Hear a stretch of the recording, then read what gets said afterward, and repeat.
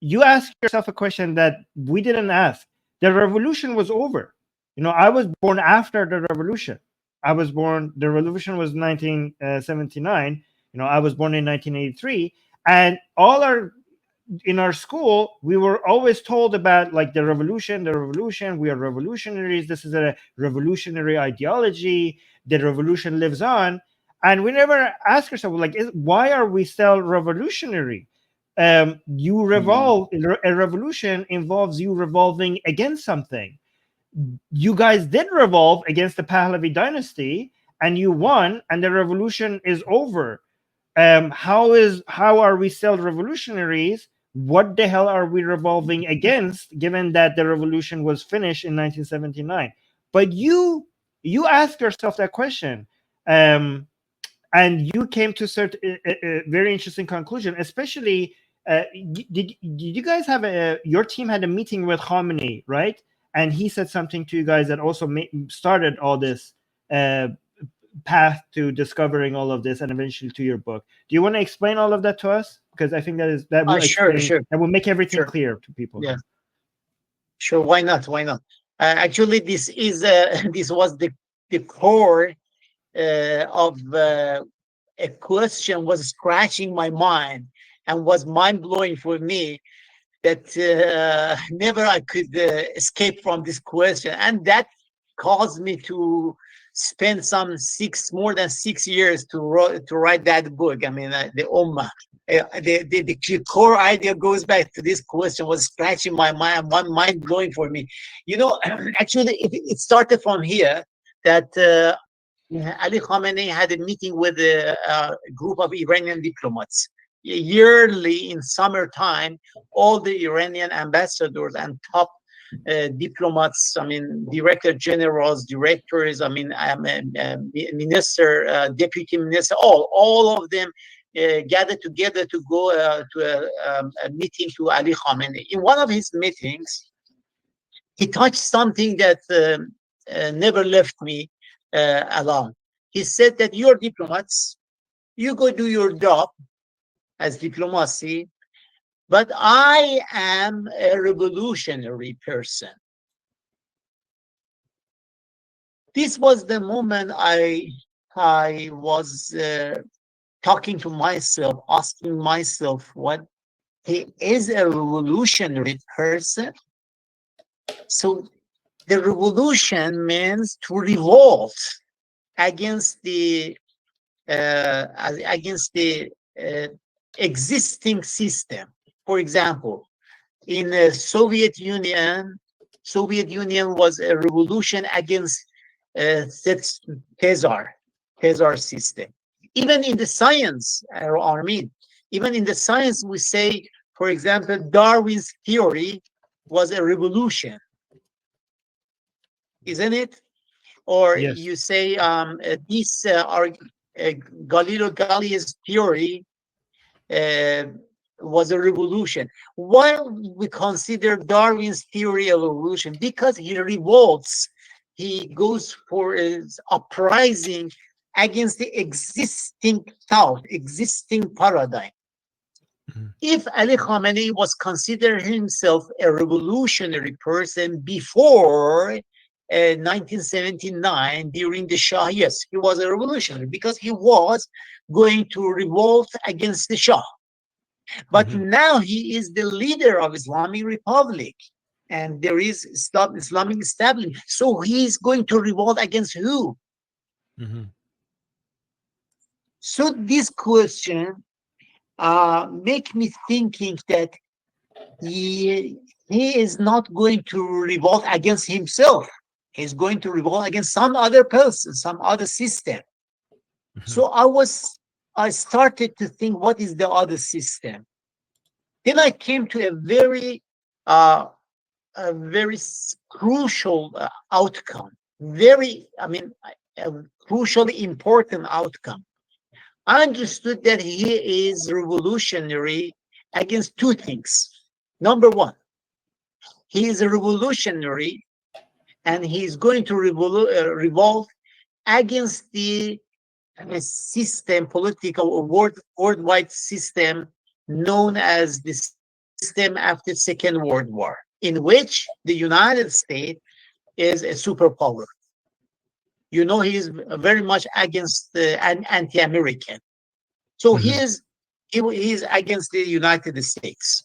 Okay, this is understandable for me. So he is revolutionary because he is going to revolt against the United States. But the story doesn't end here. The story continues. Let's imagine that the United States is not anymore superpower. Do you think his revolutionary duty is over? No, it's not over. Why? Because he believes in Ummah army. Hmm. As I've said, in Ummah, you are going to create one single unity and one single entity, one single entity with no borders, with no boundaries, with no different 57 countries. You are all one. You have to be under one. So even if the United States is not anymore a superpower, his first duty is over. His second duty is not over.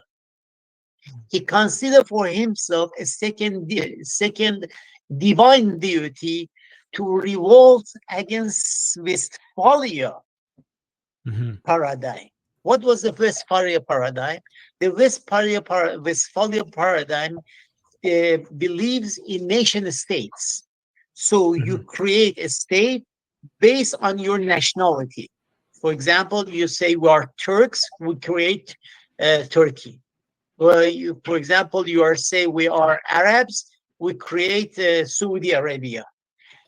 For example, you say we are Chinese, we create government like China.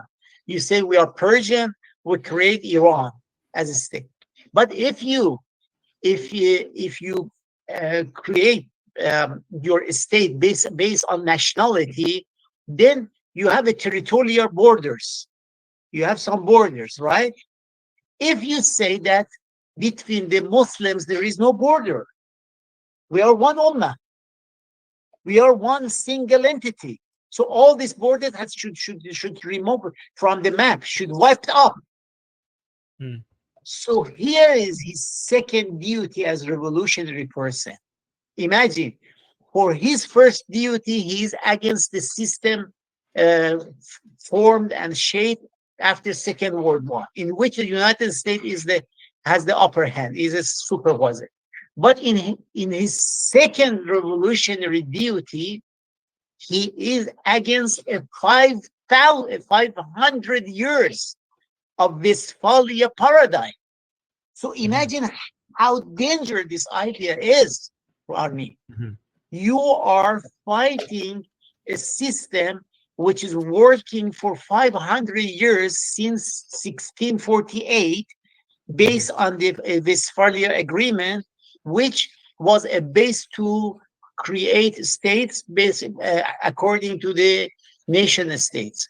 Here comes his, I mean, to I was able to decode his thought. All my book is to decode his thought, to decode and to present. He is thinking the word not the way we think the word, we are considering the word. He is considering, he's viewing the word not the way we are viewing the word. For example, we are Iranians, we are not Turks, we are not Arabs, we are not Indians. But for him, you you are not. Iran is not priority. Being an Iranian is not priority. Being a Muslim is priority. Remember, I remind you a very important sentence of uh, Sayyid Qutb. Look what he said. Look what he said. He said, one can be a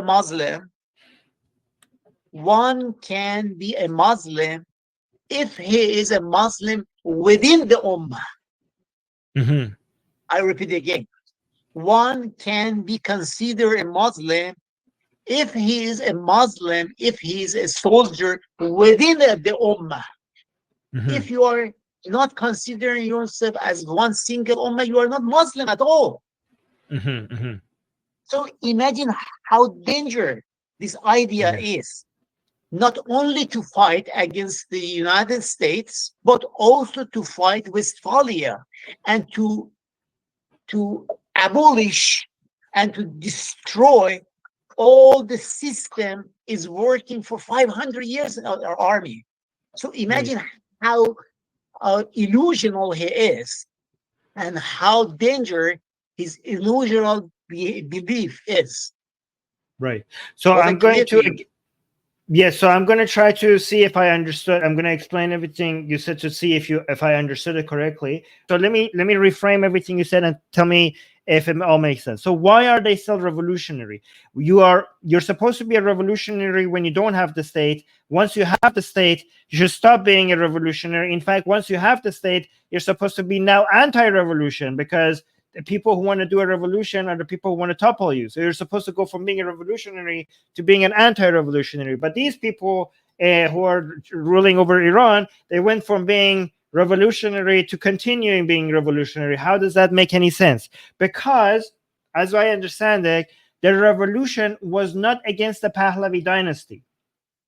The Pahlavi dynasty was one step. The revolution was against something much, much bigger than the Pahlavi dynasty. The Pahlavi dynasty was a puppet of that bigger thing that they were doing a revolution against, right? They just managed to take out one of the soldiers of one of the proxies of that greater thing that they're trying to do a revolution. So the revolution, they don't consider this to be the revolution of 1979. They consider this a revolution that started in 1979, and it will not end until they take down the world liberal order, which they call Western imperialism or Western I don't know, oppression or whatever, right? So they call, but what they call Western imperialism was they call this anti-Western attitude.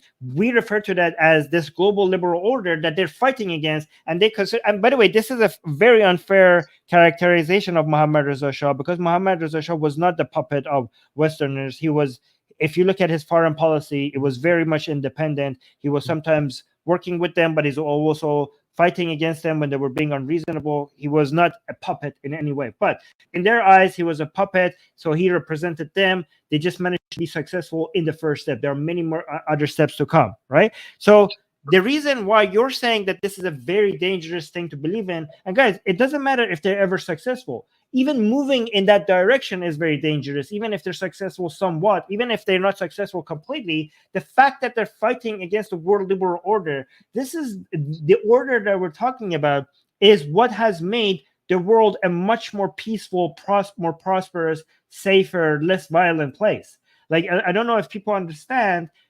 the whole concept of a nation state that was introduced, this order, the international laws and regulations that we have, the standards that we have ever since World War II.